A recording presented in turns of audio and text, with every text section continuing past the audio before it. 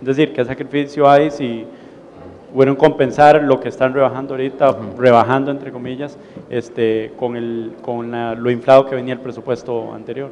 Como le comentaba en la exposición, el aumento del 19% en el presupuesto del año 2015 es producto de un aumento, pongámoslo así, extraordinario, casi irracional en el pago de amortizaciones. Solo el rubro amortizaciones creció 49% para el año 2015. Entonces, hablar de un 19% como una medida que el gobierno hubiera querido hacer no es adecuado. En primer lugar, si usted le quita los rubros de servicio a la deuda, intereses y amortización, va a ver que el presupuesto más bien tiende a crecer entre un 10 y un 12%, que además, de alguna manera está paliado también con este recorte de 41.000 millones en el extraordinario que se presentó este año. Entonces, por ahí no.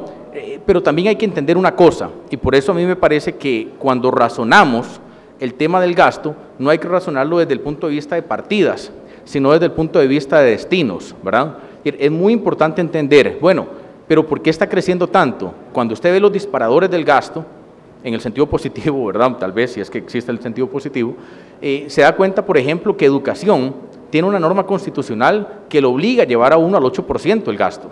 Entonces, por una imposibilidad material, no se le puede dar el 8%.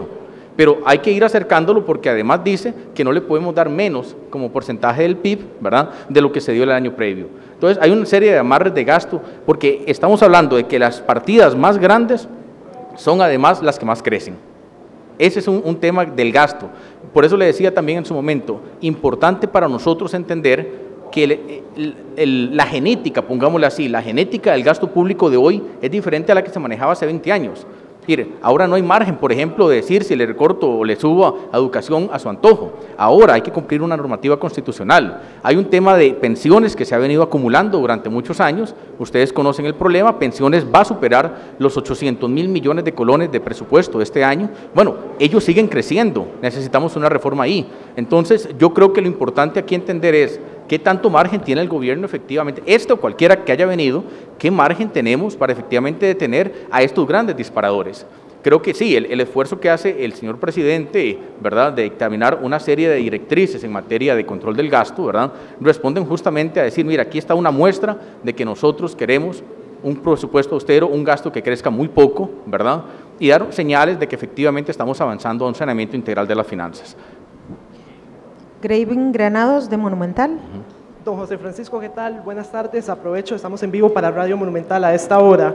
El presupuesto 2015 presentado el año anterior nos trajo, o fue la cereza en el pastel para algunas agencias calificadoras de riesgo y castigarnos fuertemente con la nota crediticia. Don José Francisco, con la presentación de este presupuesto y con el aumento en el déficit fiscal proyectado de 6.9% del PIB, ¿sienten algún temor que este incremento, tal vez pese a un crecimiento de 0.5 que se da, sienten algún temor que nos vayan a volver a castigar o de lo contrario puede ser una señal para poder revertir esos resultados? En el sentido más optimista, Graving, yo creo que estas son señales que viene dando el gobierno de un trabajo en conjunto con la Asamblea Legislativa y de acciones administrativas como las que hoy presentamos.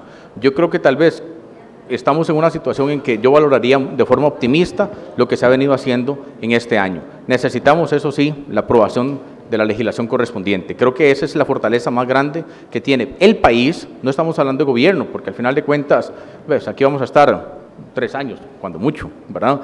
Sino que es importante entender eso. Es lo que el país pueda mostrar, ¿verdad?, de avances en cierta agenda legislativa.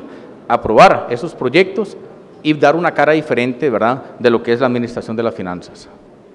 Sofía, de Amelia Rueda. Buenas tardes. Ministro, ¿cuánto se va a financiar con ingresos corrientes y qué porcentaje con la deuda de los 8 billones? Sí, 54, ¿verdad? Es 54 de impuestos. Ya le doy el dato exacto. Sí, yo creo que es 54, 46 me parece. 54 con impuestos, 46 con deuda. Es un poco menor a la del año pasado. Okay. Bien, terminamos así esta conferencia de prensa. Muchas gracias a todos por acompañarnos. Ay, perdón, Luis. Sergio. Ok. Muchas gracias entonces.